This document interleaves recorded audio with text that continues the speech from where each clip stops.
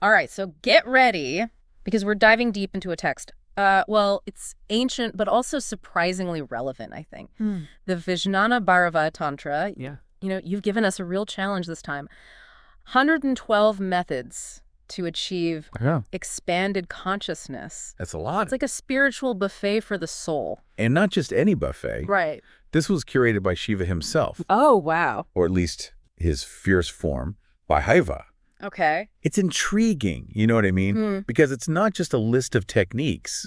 It unfolds like a conversation, a dialogue Oh, between Bhairava and his consort, Devi. so we're like eavesdropping on a cosmic couples therapy session. In a way, yeah. I mean, Devi, even with all her wisdom, she Right. comes to Bhairava with some genuine doubts. Yeah. Questions about like the nature of reality and how to experience the divine directly. Yeah. It's something we can all relate to, even if we're not powerful deities. Okay, so let's jump into those doubts. What's tripping Devi up? What's she really yearning to understand here? Well, she's questioning if Bhairava's essence can be found in specific forms or sounds or rituals. Okay.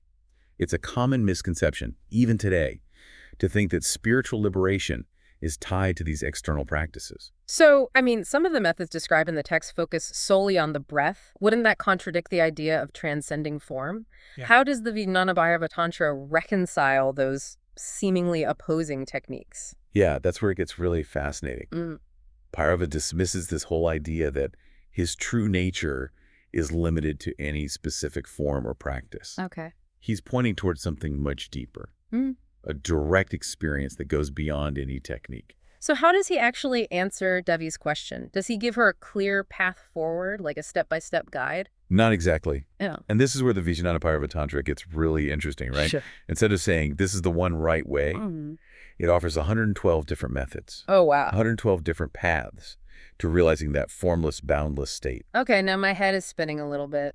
112 methods. That's a lot to digest. Can we maybe break that down a bit? Absolutely. Remember that spiritual buffet we talked about? Yeah.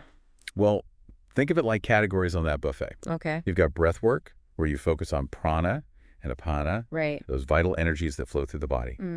There are meditation techniques for quieting the mind. Okay. And then you have contemplation, which delves into the nature of reality itself.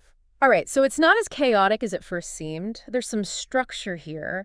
But how do these seemingly different approaches all lead to the same place? Well, think of them as different keys that unlock the same door. Some people might connect with breathwork, Right. Others might find that deep contemplation is more their thing. It's about finding what truly resonates with your unique being. But isn't choosing a technique still imposing a form, even if it's a personal choice? I'm curious about how the text addresses that. That's an excellent point. It's almost like a paradox, isn't it? Choosing a path, even amongst 112, seems to contradict this whole idea of formlessness.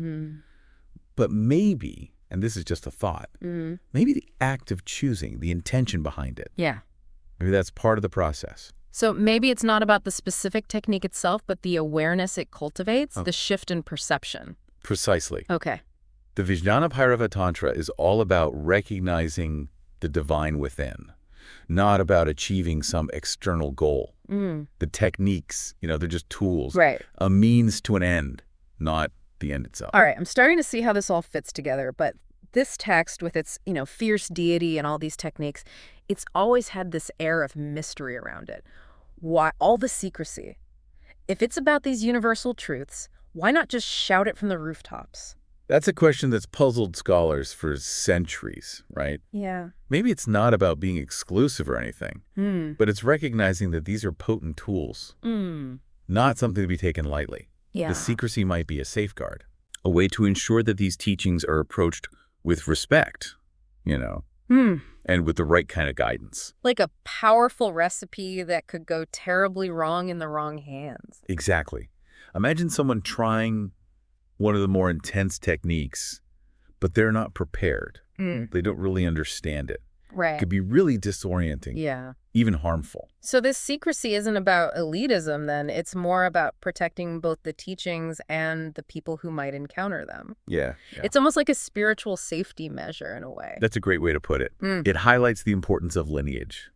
Finding a qualified teacher who can guide you through this complex and potentially transformative terrain. So we've got Devi's doubts, 112 intriguing techniques, and a whole lot of mystery swirling around this text. Where do we go from here? What else can we uncover about this ancient wisdom? Let's dive into some of those techniques, shall we? Okay. We'll explore how they actually work, what they're aiming to achieve, and what insights they might offer for our modern lives. Sounds good. Yeah. Let's do it. All right.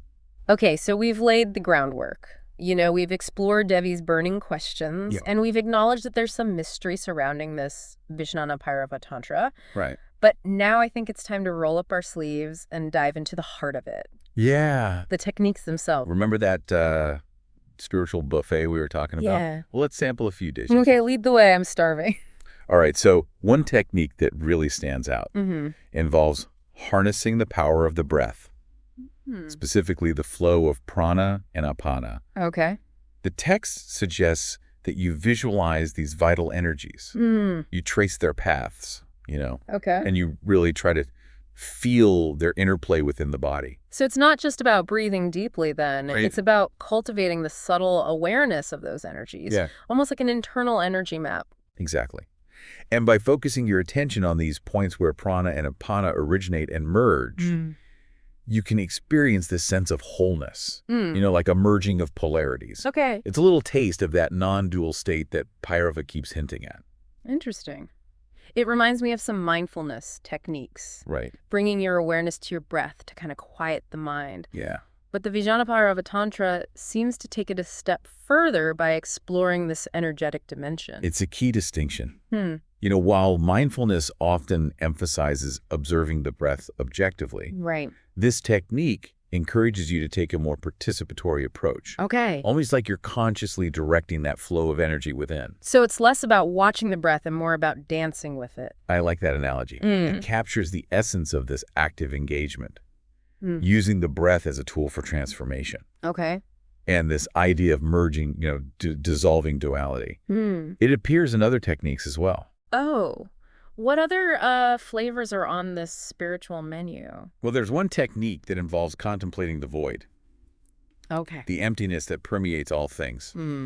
The text suggests visualizing the body as a void, seeing the universe itself as this vast emptiness. Wow. It even mentions focusing on the space inside a pot, and then mentally dissolving the pot itself, Okay. so that you're left with just this spacious awareness. That sounds really intense. Yeah. Almost like a spiritual decluttering, stripping away all these layers until you're just left with pure essence. Right. But isn't that a bit bleak, though? I mean, isn't there beauty and form in the things themselves? That's a valid point.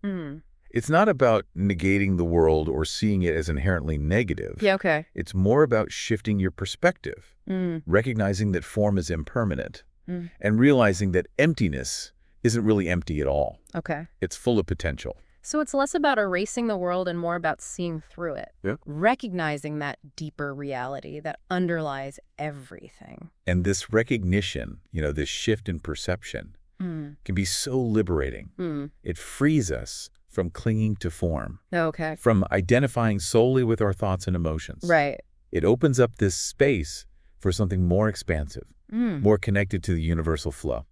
Okay, so we've got breathwork, we've got contemplating the void. Are there any techniques that engage the senses more directly rather than trying to transcend them? Absolutely. The Vijnana Bhairava Tantra recognizes that the senses are powerful gateways to higher consciousness. Okay. For example, there's one technique that suggests that you become completely absorbed in the sound of a musical instrument, allowing the sound to just wash over you, vibrate through your whole being. So it's like using music as a portal to another realm of experience, Yeah. kind of like how certain melodies can evoke such deep emotions or memories. Exactly. By focusing so intently on a single sense, in this case hearing, you can quiet the mental chatter. You transcend the boundaries of your individual self. Okay. And you experience a sense of unity with the sound itself. It's making me think about how athletes often talk about entering a flow state, Right. where they're so focused on the task at hand that everything else fades away. Is it similar to that? That's a great connection. The Vijnana Bhairava Tantra is, in many ways, about cultivating that flow state, that heightened awareness. Okay. But not just in specific activities, in all aspects of life. Okay, that's really intriguing. But with 112 techniques, it must be kind of daunting to know where to begin. Yeah. How does the text guide us in choosing a path? Well, that's where personal experimentation comes in. Okay. The Vijnana Bhairava Tantra acknowledges that what works for one person might not work for another. Right. So it's a matter of exploring, trying different techniques, seeing what sparks a shift within you, what opens up that sense of connection to something greater. So it's less about following a rigid set of instructions and more about embarking on this personal journey of discovery. Exactly. The text empowers us to be our own spiritual explorers, to find the techniques that resonate with our unique being. And this brings us to a crucial aspect of the Vijnana Bhairava Tantra that we touched upon earlier. Yes. The emphasis on secrecy and the importance of finding a qualified teacher. Right. We talked about the potential dangers of practicing these techniques without proper guidance. But how do you even find a teacher in this tradition? Yeah. It's not like there's a Vijnana Bhairava Tantra studio on every corner. Right. It's not an easy path to find. The tradition emphasizes lineage. You know, the passing down of knowledge from teacher to student. Okay. Often in very intimate settings. It's not something you can just Google and sign up for. So it requires a bit of seeking then. Yeah. A willingness to step outside of those conventional paths. Absolutely. Yeah. It involves this combination of inner yearning, you know, serendipitous encounters, and a willingness to trust your intuition when you feel a genuine connection with a teacher. So it's not just about mastering techniques then. It's about finding the right guide. The right container for this exploration. Precisely. Yeah, the teacher's role isn't to dictate the path, but to illuminate it, offer guidance, and to help the student navigate this subtle terrain of consciousness safely and effectively. That makes sense. But what about those who are intrigued by these ideas? But they're not ready to commit to a formal practice. Right. Is there a way to just dip their toes in the waters of the Vijnana Bhairava Tantra without diving in head first? Absolutely. Even simply contemplating some of the core concepts can be a powerful starting point. Okay. You know, take the idea of the universe as consciousness, for example. How might that shift your perspective on everyday experiences? Or consider the notion that emptiness is full of potential. Yeah. How might that impact your relationship with your own thoughts and emotions? So it's about opening yourself up to new possibilities. Yeah. Even if you're not ready for a full-blown spiritual practice. Right. Just planting that seed of curiosity. Exactly. And you never know that seed might sprout into a profound journey of self-discovery. This all sounds incredibly rich and multifaceted. But I'm wondering if we zoom out a bit, beyond personal transformation. Okay. Does the Vijnana Bhairava Tantra offer any insights into how we interact with the world around us? I mean, if we're recognizing the divine within, does that change how we relate to others, to nature, to society as a whole? That's a great question. And I think it's something that's implicit throughout the text. You know, if we're truly awakening to the divine within, it naturally ripples outwards. It impacts how we treat other beings, how we engage with the environment, how we approach every aspect of our lives. So it's not about becoming some isolated mystic, detached from the world. It's about bringing that awakened awareness into the world. Exactly. And remember, this text comes from a tradition that sees the universe itself as divine. So it's not just about you waking up. It's about recognizing the interconnectedness of everything.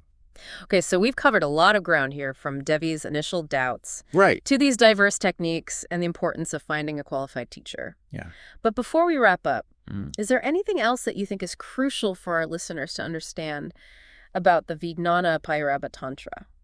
I think it's important to emphasize that this text, despite its complexity and air of mystery, is ultimately about love. It's about the love between Shiva and Devi. And it's about the love that permeates all of creation. Wow. It's a celebration of life. And it offers us a path to experience that love more fully in our own lives. That's beautiful. And I think that leads us perfectly into our final thoughts, a way to leave our listeners with something to ponder. So we've explored those techniques, the importance of, having the right guidance. We've even touched on the love that kind of underpins the Vijnana Bhairava Tantra. But I keep coming back to this idea of secrecy. It's almost a paradox, isn't it? Mm. A text about this universal love, but it's shrouded in mystery. Right. Why not share this wisdom freely with the world? It's a valid question. And maybe it goes back to that, that chainsaw analogy. Right. These teachings can be misused, right? Imagine someone approaching these techniques, Mm. but their desire is for power or control Right. rather than genuine self-discovery. Mm. It could lead down a very different path. So the secrecy acts as a kind of filter, then, to ensure that these teachings are encountered with the right intentions Right. and with the right preparation. Precisely. It's not about withholding knowledge. Okay. It's about protecting its integrity. Okay, so it's like a potent medicine. Yeah. In the right hands, it can heal. Right. But in the wrong hands, it could be harmful. Exactly. That makes sense. But for someone who is genuinely curious, right, eager to explore these techniques, Yeah. how do they even begin to navigate this whole world of secrecy and lineage? It feels almost inaccessible to the average person. It's true. It's not always an easy path to find. Right. But, the Vijnana Bhairava Tantra reminds us that the divine's already within us, just waiting to be discovered. Okay. So maybe the first step is to cultivate that inner yearning, that thirst for a deeper understanding. So it all starts with that spark of curiosity, that willingness to kind of look beyond the surface. Exactly. And that curiosity might lead you to some unexpected places. A book that resonates really deeply with you. Okay. A chance encounter with a teacher. A practice that just suddenly clicks. Yeah. The path unfolds as you walk it. It's like we're being encouraged to trust the process, to follow those subtle nudges from the universe. Beautifully put. It's about cultivating that inner listening, that receptivity to guidance, whether it comes from within or from external sources. So for our listeners who've been on this deep dive with us, what would you say is the most potent takeaway from the Vijnana Bhairava Tantra? What seed can we plant in their minds to take with them? If I had to distill it down to its essence, I'd say it's this. The divine is not separate from you. It's woven into the very fabric of your being. And there are countless paths to awaken to that reality. Okay. The Vijnana Bhairava Tantra offers 112 doorways. But ultimately, the journey begins within. That's a beautiful reminder. And it leaves our listener with a really powerful question to ponder. Yeah. Which of those doorways calls to you? What path might you explore on your own deep dive into the mysteries of consciousness? The journey is yours to discover. And remember, we've only just scratched the surface here. Right. The Vijnana Bhairava Tantra offers a lifetime of exploration, this continual unfolding of wisdom. Keep that curiosity alive and trust the path that reveals itself to you.